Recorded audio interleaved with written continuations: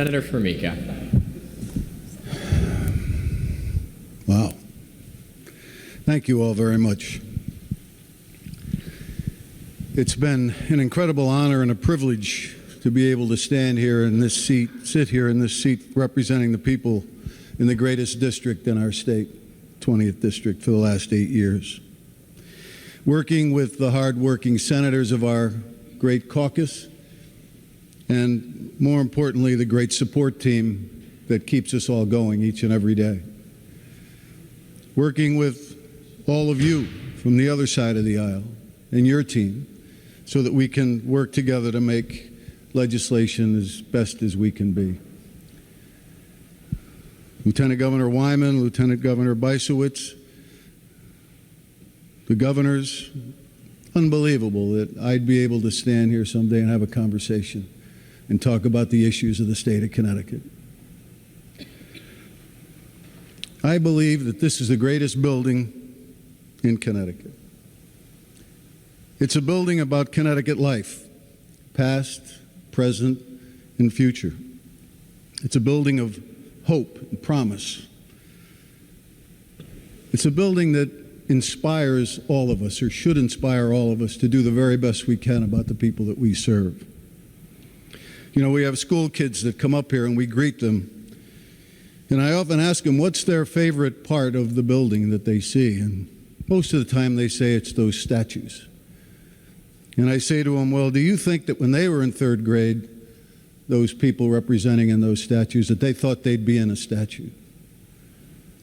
And they look at me like I'm nuts. But they don't.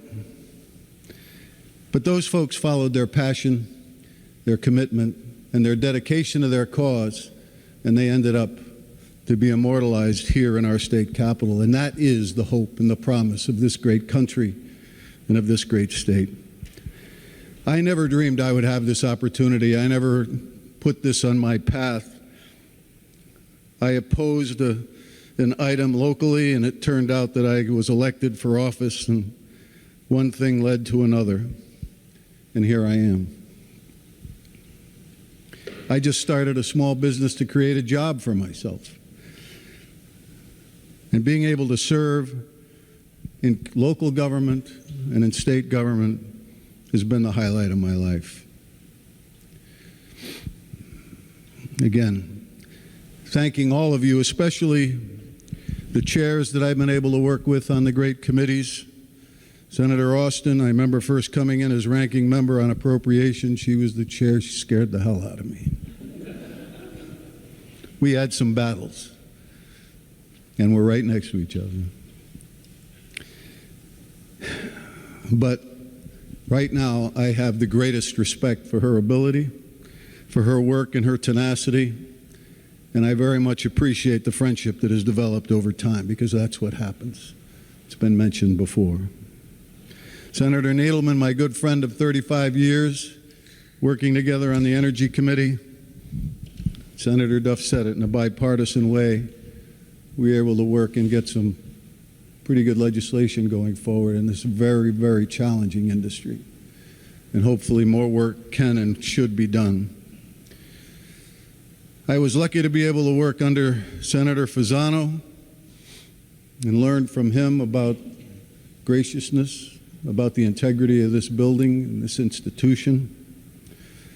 I very much appreciate Senator Winfield and his passion and commitment toward the items and projects and legislation that he works on.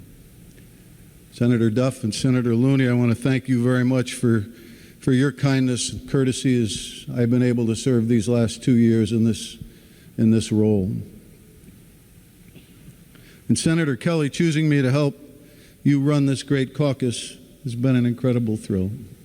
We had a good friendship here going on, and I think it's only been enhanced with the opportunities that I've had managing this, helping to manage this great group of folks.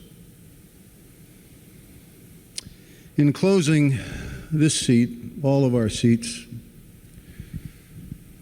are the people's seats.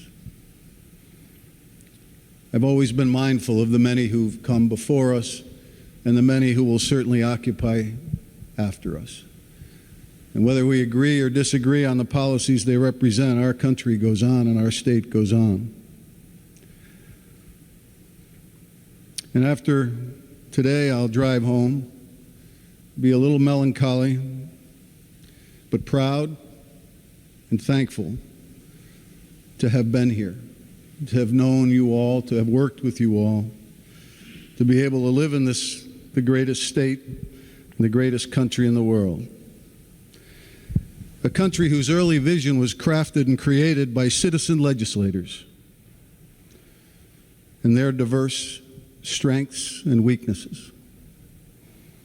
Shop owners, professionals, farmers who served and then went back to their family, their livelihoods, their communities. There's been talk about my restaurant. What a great honor. I'm beginning my 40th year there.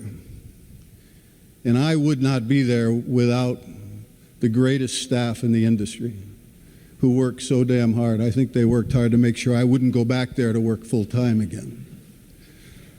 But that's why we're there, because of the great teamwork and the culture that they worked to create and the service that they did for our customers.